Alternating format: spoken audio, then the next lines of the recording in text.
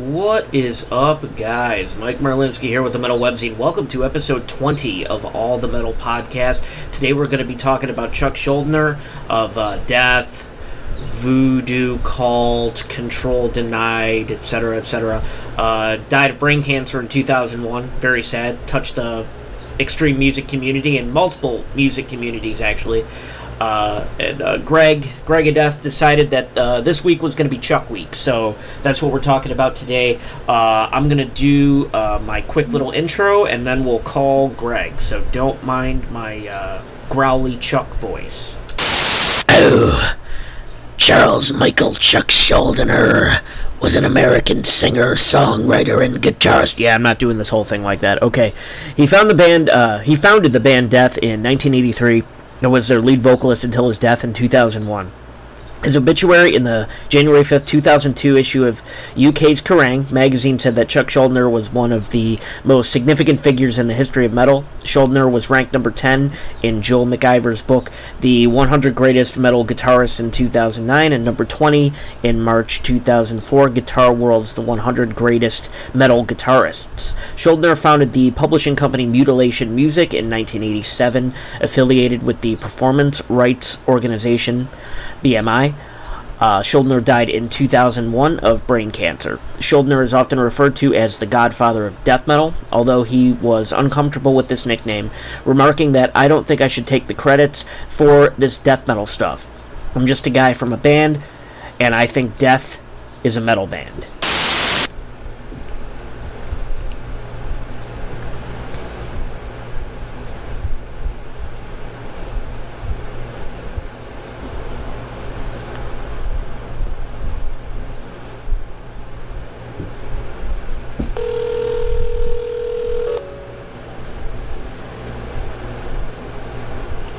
Hello.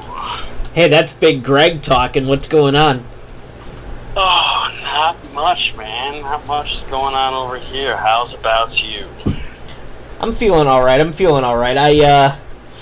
got a little creative for today, and I'm excited about Chuck Week. So, what prompted Chuck Week? I just felt right. Just felt right? Yeah. Okay. How do you feel? Definitely important enough and big enough influence. So, yeah, felt right. Okay. How do you feel about Chuck Trivia? I don't know how I feel about Chuck Trivia, but I guess shoot. All right. I only got 3 for you, and I guess they're moderate. They're not like crazy.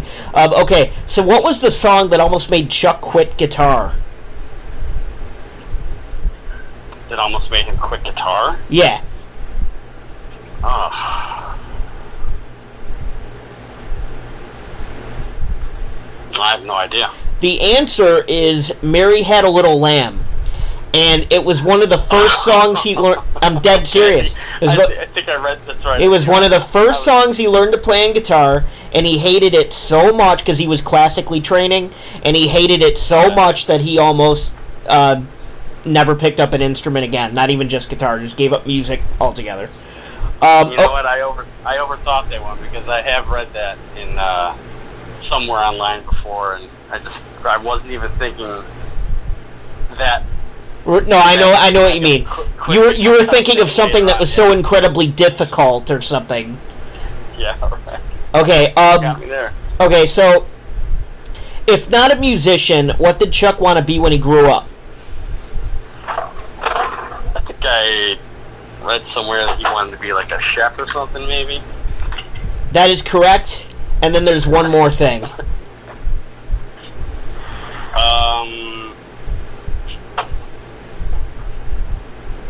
I have no idea. The answer is veterinarian because he was animal obsessed. Oh yeah, I knew that. I knew he was big into animals. Yeah, that's for sure. Okay, last trivia question. Which Death song is notorious for having an anti-drug stance? Anti-drug message, you said? Yes. A living monstrosity, I believe. That is correct. Okay, so now we will do what I want to do next is go album for album. I want to talk about I guess 9 different albums, and then like a top album question at the end. So, what would your favorite song be on Scream Bloody Gore?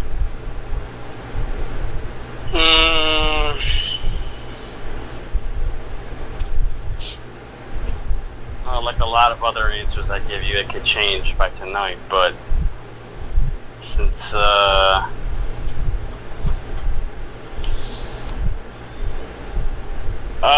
go with Sacrificial.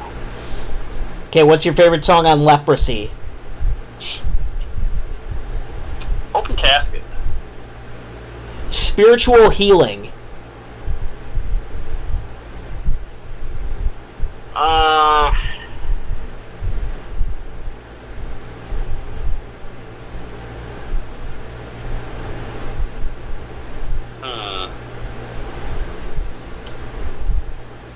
I'll go with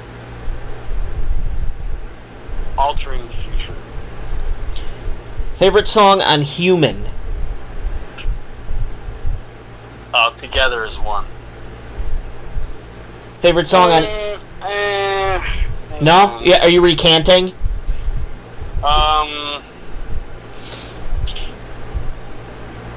Flattening of Emotions is really good too.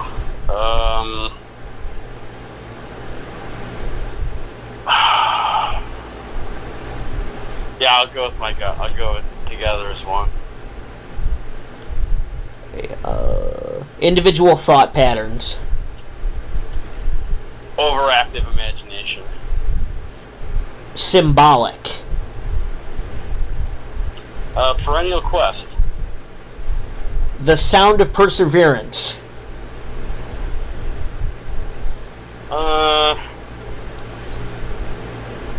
That one's actually kind of tough because it's not really a record that I'm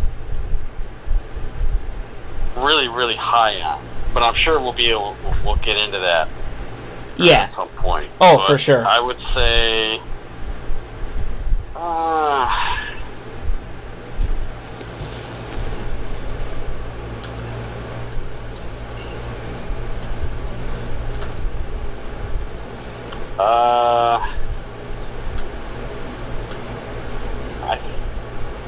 Let's go with Flash and the Power It Holds. Okay, so that was actually going to be my next question, and then I was going to get back into favorites, but because it's at the end there, that's what I like to ask you is how you feel like final albums like compare to the rest. You know, when you look at a discography as a whole. So like, how do you feel about Sound of Perseverance just comparatively? Well, this album, and this is not anything that's newsworthy. I mean, it's fairly common knowledge. This is an album that's, you know, kind of the classic situation of art getting molested by the hands of commerce, really. I mean, it's really kind of emblematic of how rough that era was for metal, that, you know, the situation that required this album to exist even had to happen. I guess, you know, half the record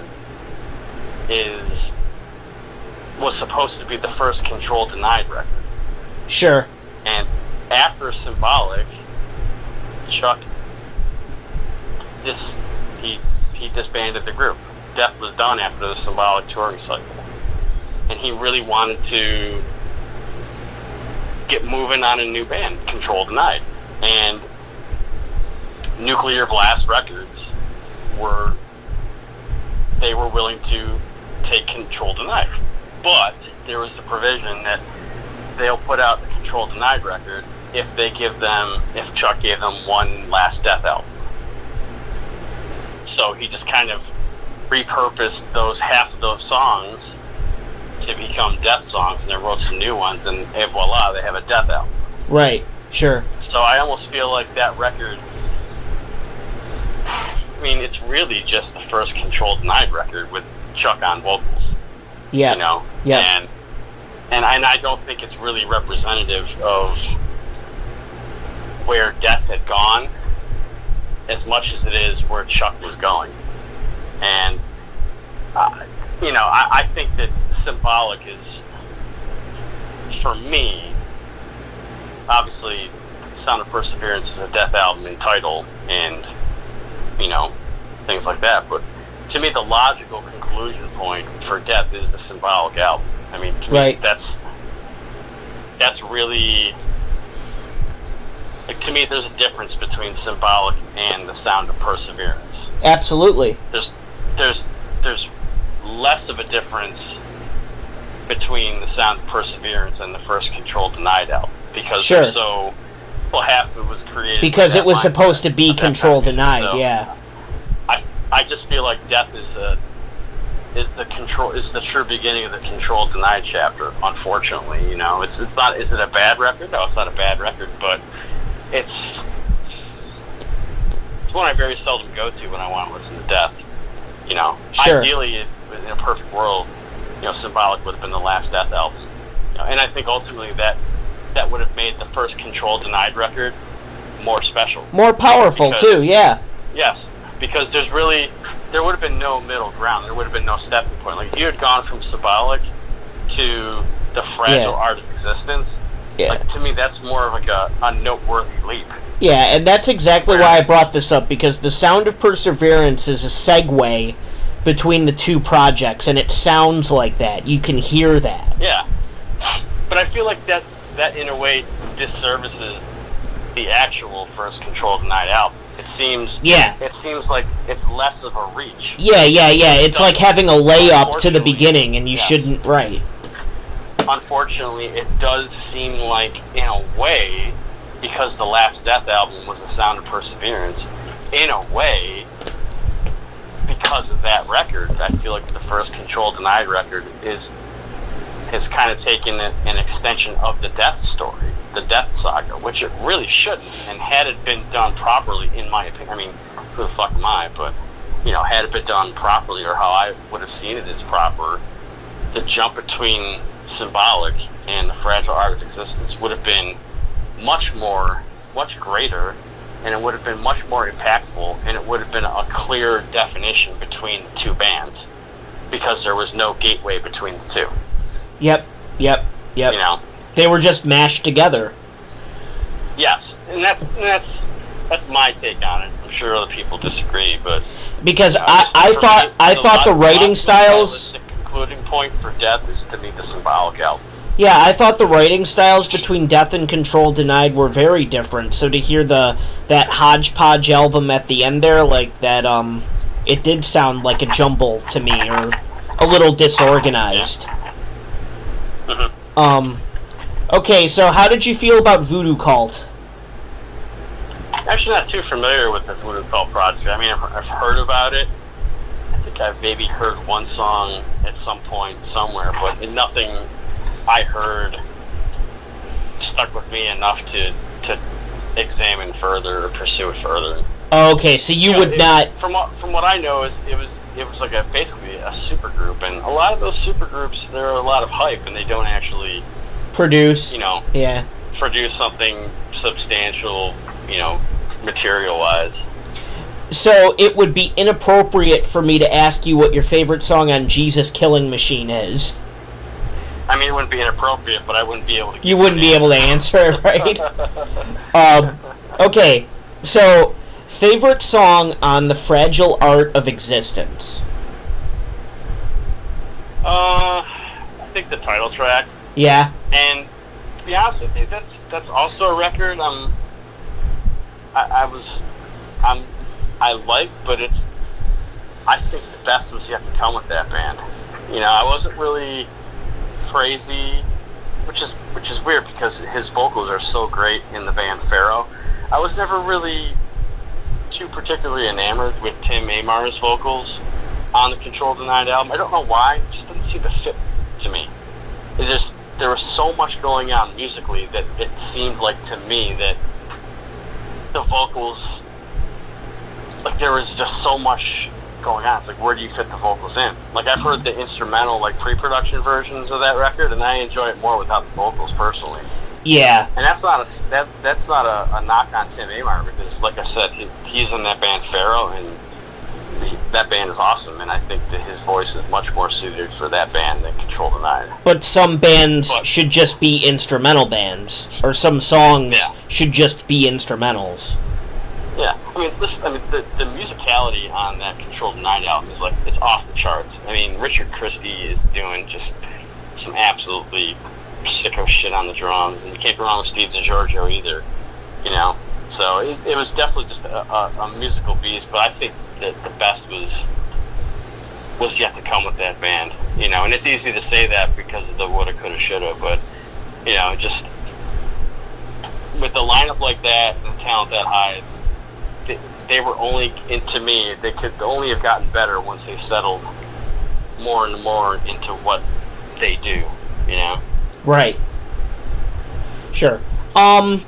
Your favorite Death album?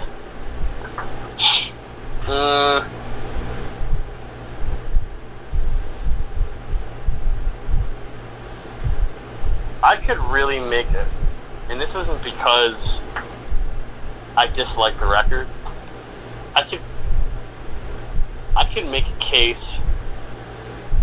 for every Death album being my favorite, except for Spiritual Healing and The Sound of Perseverance.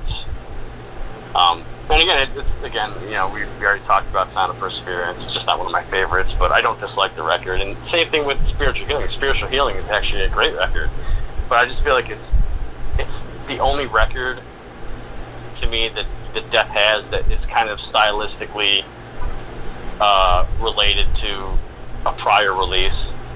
Yeah. Like there's a jump between Scream Bloody Gore and Leprosy. Yep. And there's a jump between Spiritual Healing and Human.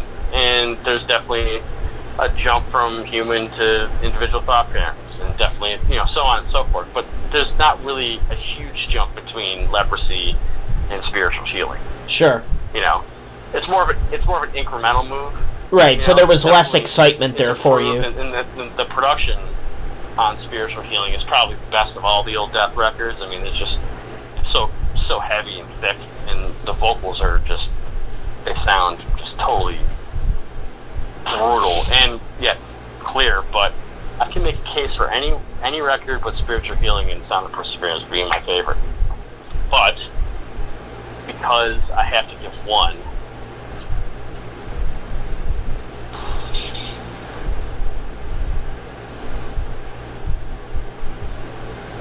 this is really hard.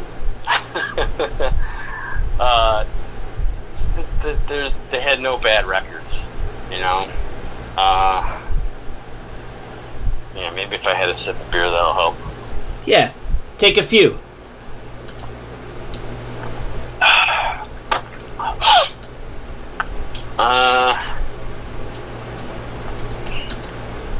I'm feeling whimsical. Let's go with Symbolic. Yeah, Symbolic is definitely my favorite record because it's the most, to me, it's the closest thing to melodic death metal.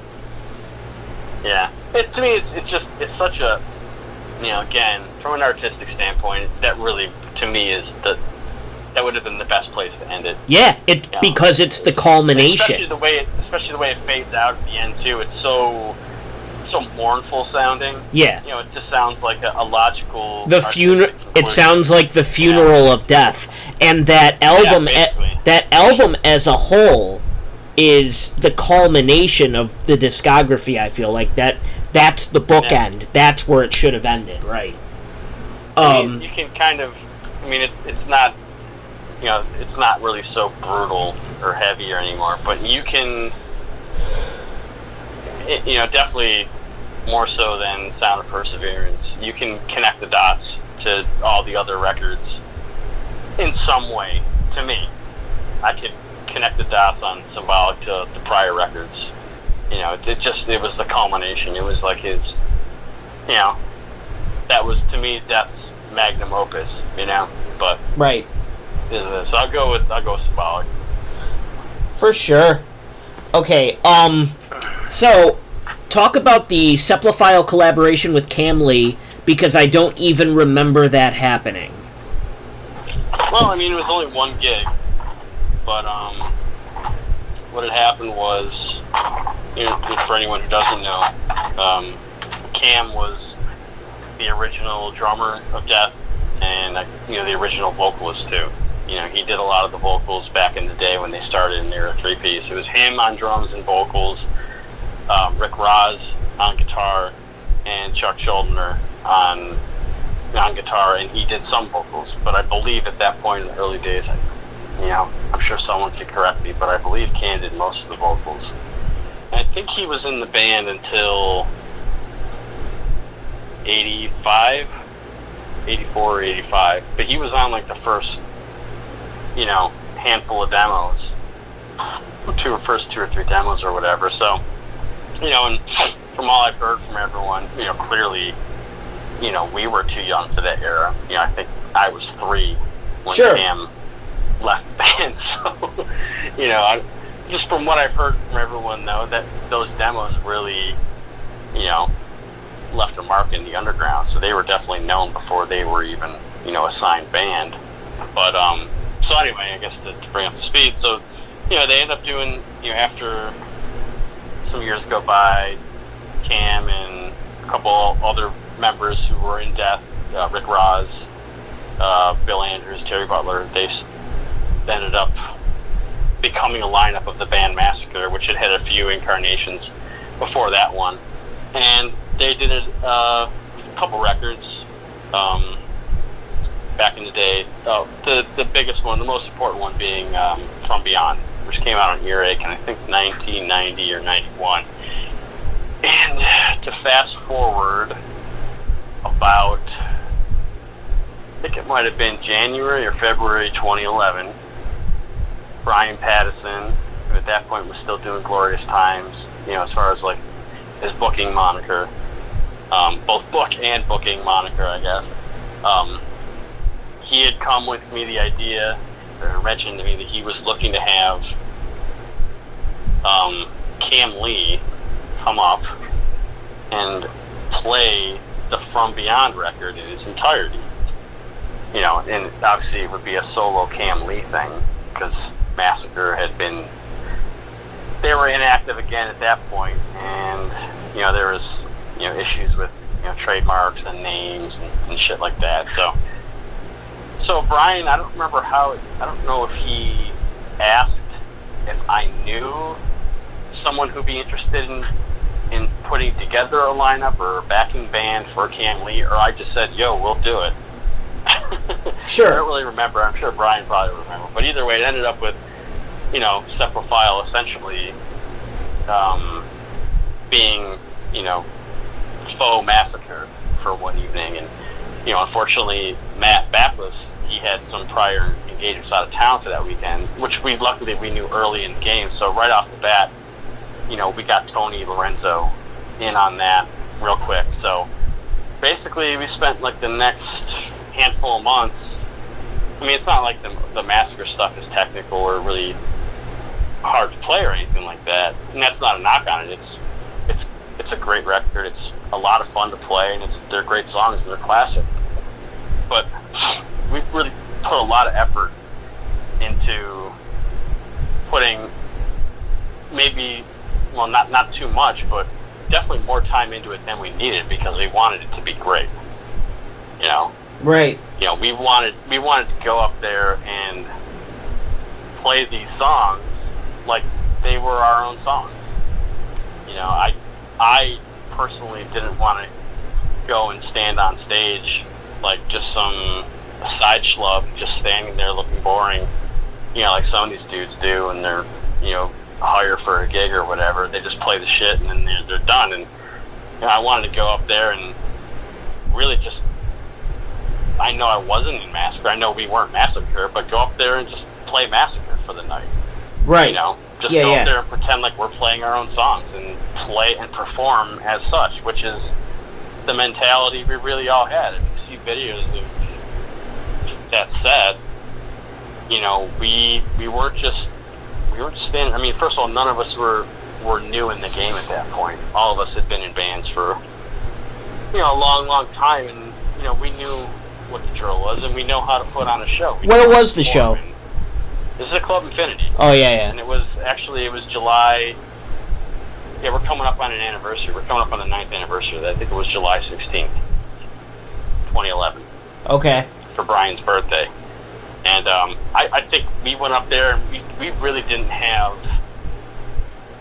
I think we might have flubbed a couple things, but that was just out of excitement or nerves or whatever.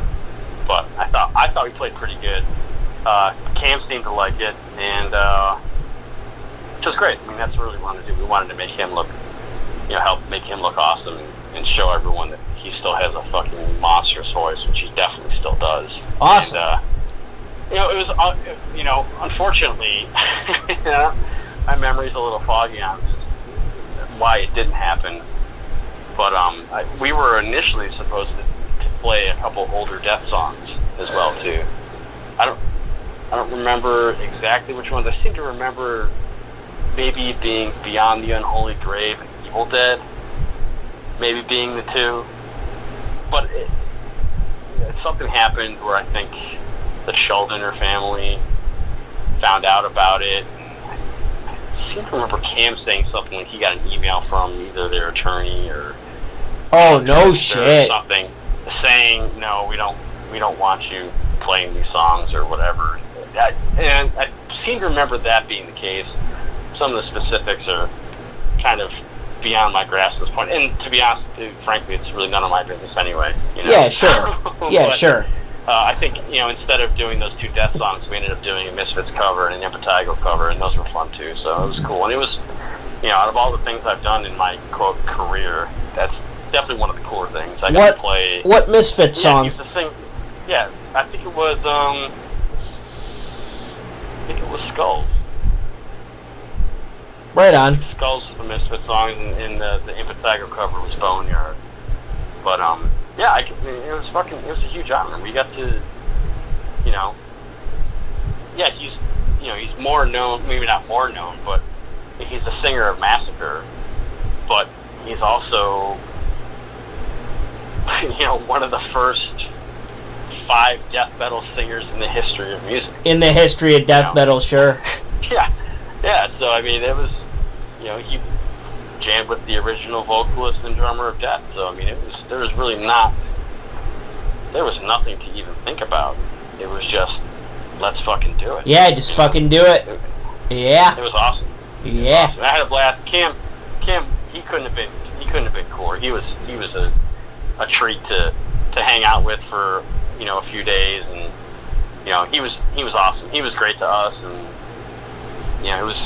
it was a real honor. I enjoyed it, for sure. That's fucking awesome. Okay, so... two-parter. What was the first Chuck riff or lick that you learned how to play? And after you name that, what are, in your opinion, 5 of Chuck's most important riffs? The first Chuck riff I learned was the beginning of Philosopher. The tap run and the verse riff.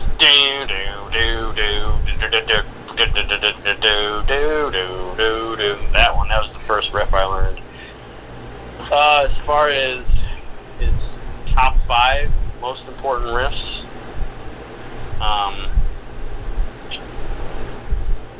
I guess I'll go with the ones that are probably the most signature ones.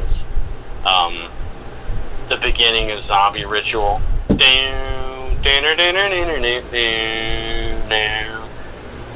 Yep. That beginning part, that's pretty iconic. That's important. The main riff to the song, Symbolic, obviously that's a classic as well too. The beginning tap run and the verse riff of Philosopher, I think that's not unique to me as just being an important. Just a big deal to Death fans. That's yeah. That's one of their more iconic riffs as well too. Pull the Plug. I mean, that's a classic. There's a lot of, almost every riff in that song is a classic riff. And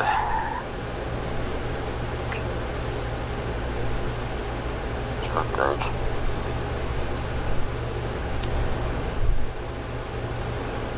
The opening riff to Sacrificial. That one has always stuck with me as well, too. Yeah. Yeah. That's 5, right? Yeah, can you hum that one really quick? The last one you said? Yeah, Sacrificial. Down, down, down, down, down, down, down, down. All right. I'm gonna sample that for sure. Yeah, that's got to be a recurring thing, is you humming riffs. Okay, so super sinister vibe. Yeah, ominous as fuck. Right, yeah. Yeah. Okay, how did you first discover Death, and don't say 103.3 The Fox? That's easy, because it definitely was not 103.3 The Fox. They were definitely not playing Death. That's for damn sure. Let's see. Well, I think the first time I had heard of them was when I was 11, I think. I got a copy of Rit magazine, and this was right after Individual Thought Patterns came out, and that was the first time I had ever heard of them or heard the name or whatever, and at that age I really didn't, the death metal thing hadn't really grabbed me yet. Like a lot of people, the vocals, I think the first time you hear it are a little jarring. They're definitely not conventional or what you're used to hearing before that. So, it took a while for death metal really to sink its teeth in on me. But, as I got older, the bands I was listening to started to get a little heavier. And so that kind of broke down maybe some of the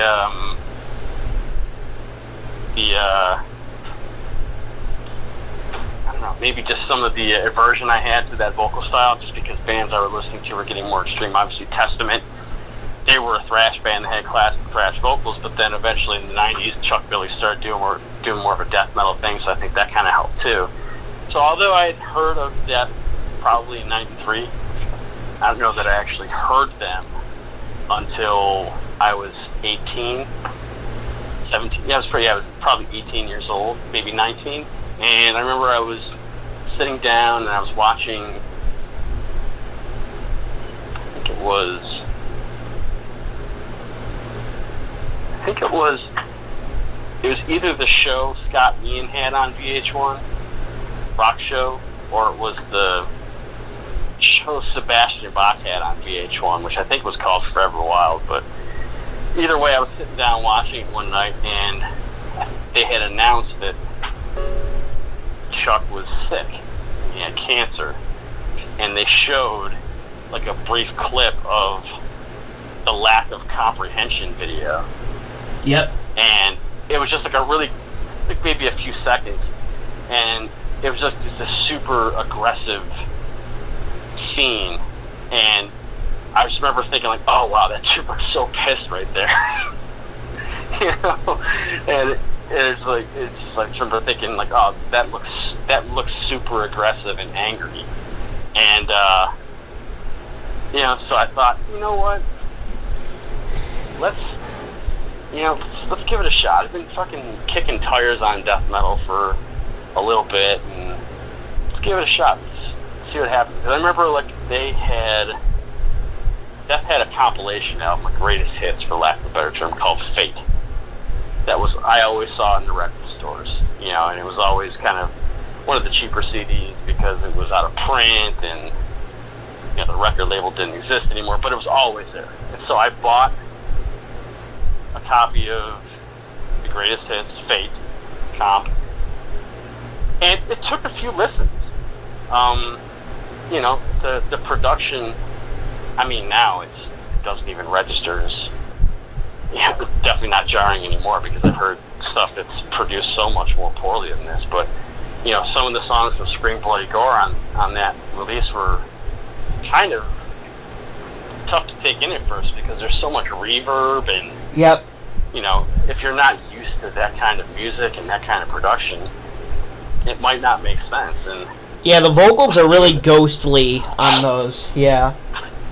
Yeah, and a few of the songs that were maybe better produced. I remember a couple of the songs from Leprosy, which is produced much better than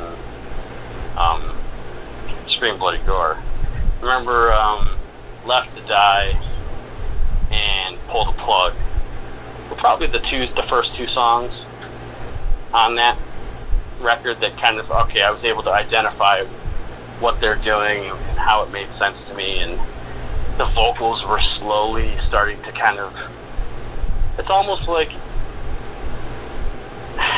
you just have, they're an acclimated thing.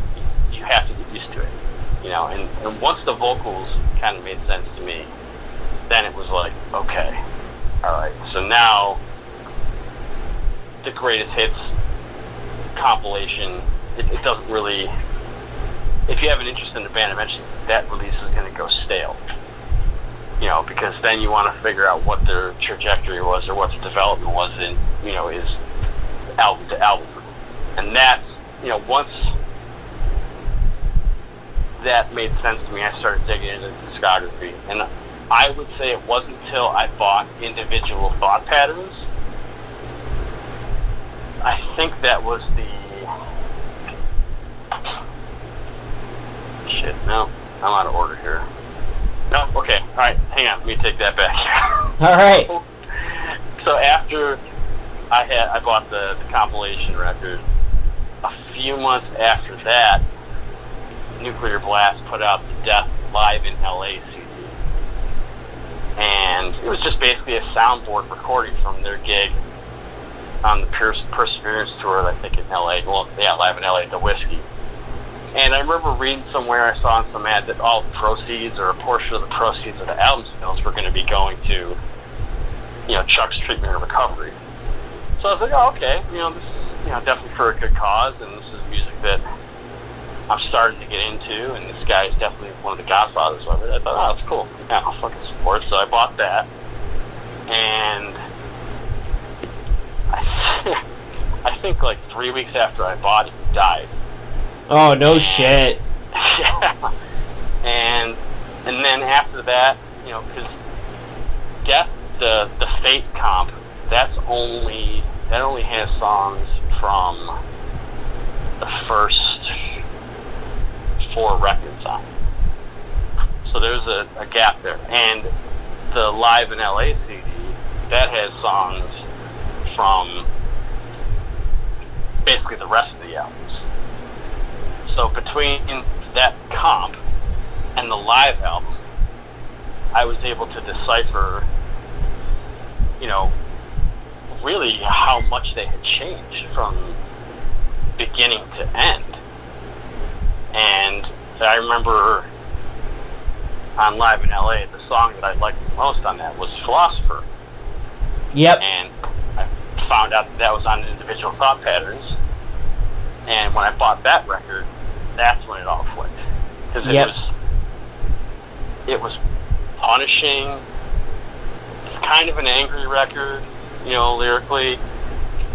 It's probably the last, quote, kind of brutal, heavier, aggressive album that Chuck did. And, yeah, it just all clicked right there, and then it was on. And then the full-on death metal glory began. Oh, yeah. Yeah, and, yeah, the rest is history. Your journey began. Indeed. Okay. Okay. So, I guess I could combine these. Okay, so, which is your favorite Death album cover? And then, digging into liner notes, your favorite line of Chuck's. My favorite liner notes? In the, I just mentioned liner notes, like lyrics, like your favorite, what's your favorite lyric or line of Chuck's? Well, favorite album cover, I would go with one of the 3 Renee Millville records, which is Human, Individual Thought Patterns, and Symbolic. They kind of all have a similar look to it, because, you know, it's obviously by the same artist, but they all have a similar look, but I always thought that was a really, really cool vibe. That was different. Yep. Especially for death metal at the time, because a lot of it was, guys like Dan Seagrave and stuff like that. And this Renee guy, he had a different look that I think was more befitting of what death was, at least as far as, lyrically, where they were headed going forward. Yeah, less about gore. Yeah. Cover, I thought the album cover would probably be symbolic. Yep. Yeah, I agree with that one too. Very interesting. Human is pretty awesome too. But yeah. I would go with symbolic. Favorite lyric line. Or like the most memorable, like maybe the first one that jumps out at you.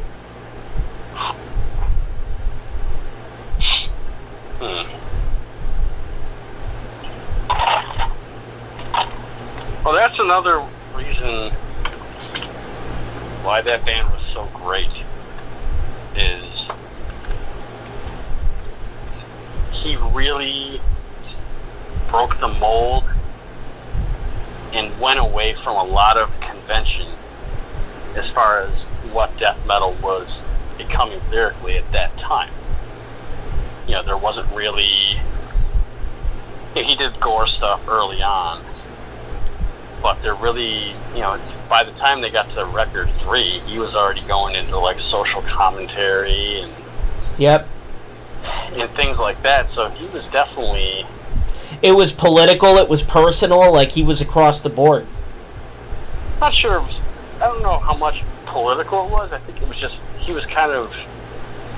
I'm sure politics was a part of it, but I know obviously he had his go at, organized religion, and just... If you think about it, they were all kind of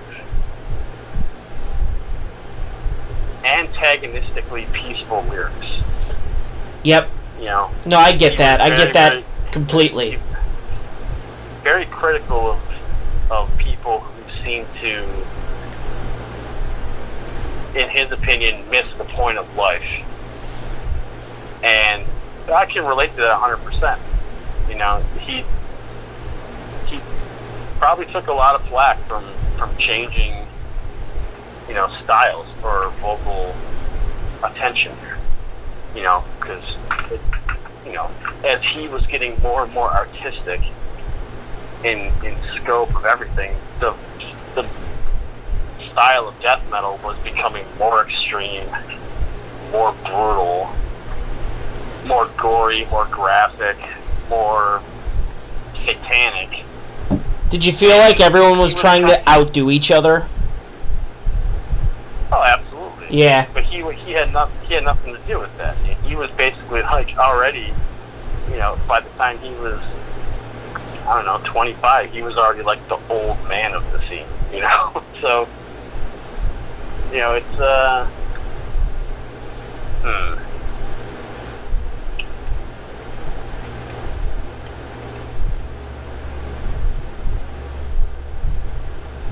favorite lyric one.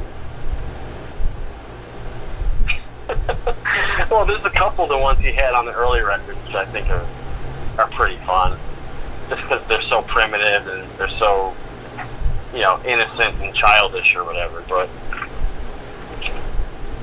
his best lyrics are definitely from albums 3 on.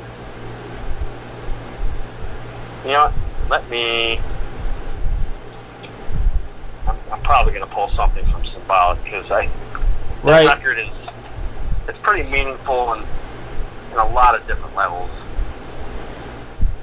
Let's see.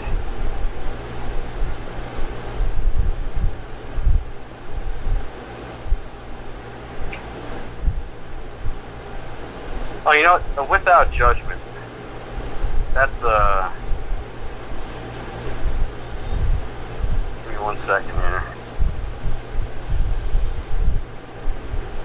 And this is actually kind of, not kind of, it's pretty relative to a lot of things today. Guilty until proven innocent, we condemn your soul and fate, never mind the possibilities. too busy for logic or to calculate. You Yep. know, it's Yep. he was. A lot of his stuff is. That's what makes it so great. Is that it really is timeless. It is true today as it was then. Yep. Take part in a diminishing breed where complex turns to simplicity. You know, I mean, it's the further along he got with death, the more he got creative and meaningful and deep with his lyrics, and they're great. Yeah. Yeah, I like the I like the line about judgment a lot, actually. Yeah. Yeah, and because you can that's always going to be appropriate, like you said. So, okay, so talk about some death metal albums that are contenders for being like the true first death metal record, even though, like, I mean, I guess I'm mostly referring to, like, Seven Churches by Possessed or, like, Scream Bloody Gore. But, like, I think there was a Necrophagia one around the same time. So, like what do you consider to be the first death metal album, or it could be, like, a group of albums that you feel, like, truly pioneered the genre? Yeah, I've heard that Necrophagia record. I forget the name of it. Season something, yeah. Yeah, something like that. I was never really too into that band, so I mean that band or that record, while it might be important in the grand scheme of the scene, it was never really something I was too into. But as far as who was first, I mean, that's something that's going to be argued or debated. You know, it's still being debated, and we're going on 35 years roughly. So, I mean, Seven Churches it came out first. There's a song in there called Death Metal. You know, the imagery, a lot of the satanic stuff. I mean, so much of what would become death metal is right there. It's tough to argue that being first. But where I come in with death being involved in that is that, yeah, Seven Churches was first, so we could say that's first. I don't know if death metal takes the form it does without Scream Bloody Gore. Right. I feel like that while Seven Churches was first, Scream Bloody Gore is a better example of what death metal is, and what it would kind of give a hint of what it would go on to become to be. So, Seven Churches is first, but I think that if someone were to say, well, which one of these two records is a better example? Without Scream Bloody Gore, it wouldn't have evolved the way that it did. I mean, who knows? It's one of those who knows questions. I don't see it just based on the way the music ended up taking. I think it had a more of a mark. If someone were to say of these two records, forget the who was first bit of it, which one of these records exemplifies death metal more? To me, it'll always be Scream Bloody Gore. Sure. And it was better played. It was the drumming was way better on Scream Bloody Gore. The performance was way better. The guitars were heavier. It was faster. It was a step up from Seven Churches. Sure. Definitely more intense. More guttural vocals, just heavier in general. Down-tuned guitars. To me, that'll always be the record that I say of those two will personify death metal better or more. That's a good question. I never looked at tabs. I never tried to learn any of this stuff. So, like, what tuning are those songs in? Like on Scream Bloody Gore? Well, I think every record they were tuned to D. Like D standard or drop? No, D standard. D standard, yeah. Mm-hmm. Okay, so we've reached the end of the road, unless you have a ton that you want to add. But my final question for you is, what does Chuck mean to you as a guitar player? I would say that what he means to me as a guitar player is that you can be more than just be a guitar player. He was a guitarist, and he was a trailblazer. And he has a style that's identifiable. I mean, look at the band Gruesome, which is admittedly just basically a death homage Sure. act. If he didn't have an identifiable, unique style, you wouldn't be able to do a band, dedicated to replicating his style. Sure. And they do it great. I'm not generally a huge fan of homage-y type bands, but I really, really like Gruesome. Gruesome is awesome. I think they're tremendous. And not to mention Matt Harvey rules. I can't imagine anyone, more equipped or better equipped to kind of retrace Chuck's legacy with Death, better than him. Right. So I would say that, it's tough for me to look at Chuck as just a guitarist because he was so much more. He was an attitude. Yep. He was fiercely independent, and in that attitude definitely caused him to make a few probably mistakes. I guess that would be considered, as far as he had a reputation for being a bit moody and maybe a bit eccentric and like a perfectionist, like and yeah. Yeah, and obviously he didn't really keep a lineup together for too long. There's no repeating lineups on any records.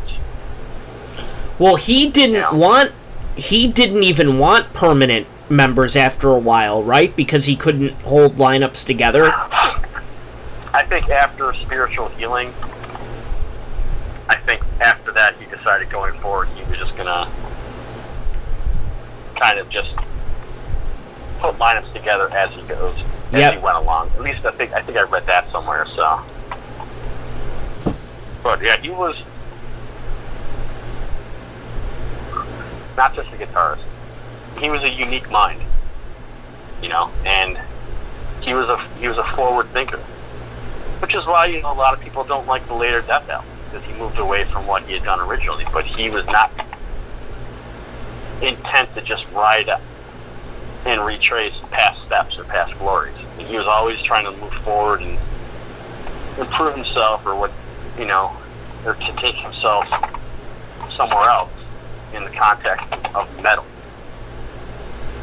Sure. He loved metal, and he wanted to push himself, I think, as far as he could within the boundaries of metal. And I think that's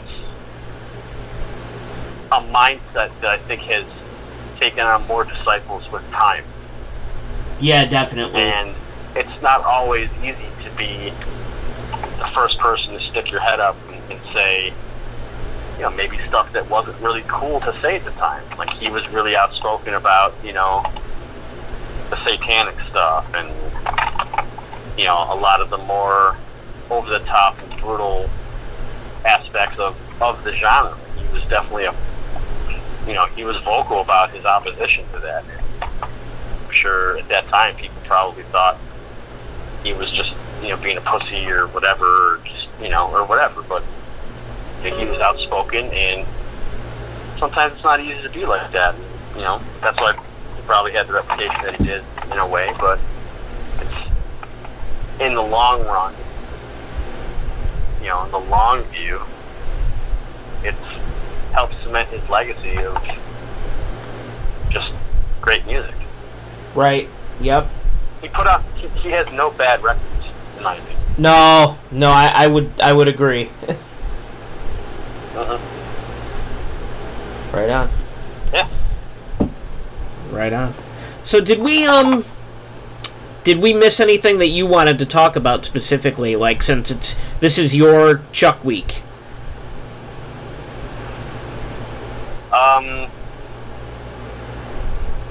Death was a huge, and by Chuck is Death and Death is Chuck. There's no bones about that. It was a huge step in my musical evolution. Mm-hmm. And it's a huge influence, and it's still a huge influence to this day. Yep. It's tough to it's tough to picture my musical journey without Chuck Schuldiner in it. What is your? I mean, you're doing a completely different kind of band now, but like, what is your current relationship with death metal? Like, is it like just kind of in the background, like listen to it every once in a while, like to revisit, or? No, I mean it's music I listen to all the time. Death metal. I mean, just because I'm not playing it currently doesn't mean I'm not listening to it. Right. And sure. A lot of times my life has kind of been about that kind of balance. Yeah. Like when I'm in a heavier band, I find myself maybe listening to lighter music on your own time, right? More traditional metal. Sure. Not as extreme. There's been times I've been in less heavier bands, and I've just been listening to a lot of heavier music outside of that. Fatal Curse obviously is more traditional metal band, but every one of those guys, everyone in that band is a death metal fan to some degree. Right. All of us in Fatal Curse have some kind of background, involving death metal. Sure. And it's a style of music that we all like. We just don't play it. Right on. Now, Yep. Like, I don't think, I don't think Fatal Curse would ever have like a death metal phase or anything like that. But but there are fans of death metal who also like Fatal Curse at the same time. So. Yeah, definitely. I do know that if Fatal Curse ever did want to have a death metal phase, we could definitely do it. Oh, sure. We all have, that music is a part of us. And if we wanted to do like a death metal EP, I don't doubt that we could, and I also don't doubt that I don't doubt the quality of it. I think if we did attempt to do death metal, it would probably be pretty fucking good. But no, that's just not what we're about. Yeah, for sure. But yeah, I mean, just because I'm not playing death metal doesn't mean I'm not listening to death metal. I mean, that's 100%. That's 100% not the case. Deep. Yeah. Well, no, I mean, a couple people, just wanted to know if you all broke up, but No, definitely not. I still listen to death metal. Absolutely. It's too, that style of music is too important to me for me to just... Yeah, it's too fucking good to drop. Right. Yeah. I mean, do I have maybe time periods where I'm not listening to it as much as I am other time periods? Yeah, of course. But it's never, ever 100% absent from my personal playlists. Right on. So do we get a sneak peek at next week, or do you not have a clue yet? No idea. No idea? You know what? It's probably better that way. It's probably better to be spontaneous. I agree. Yeah. 100%. All right, Mr. Gregadeth, I think we'll cut this here, and we will reconvene next week with a battle plan. Absolutely, sir. All right, have a good night, man. Thank you. You as well, man. Thank you. Catch you later. Bye-bye.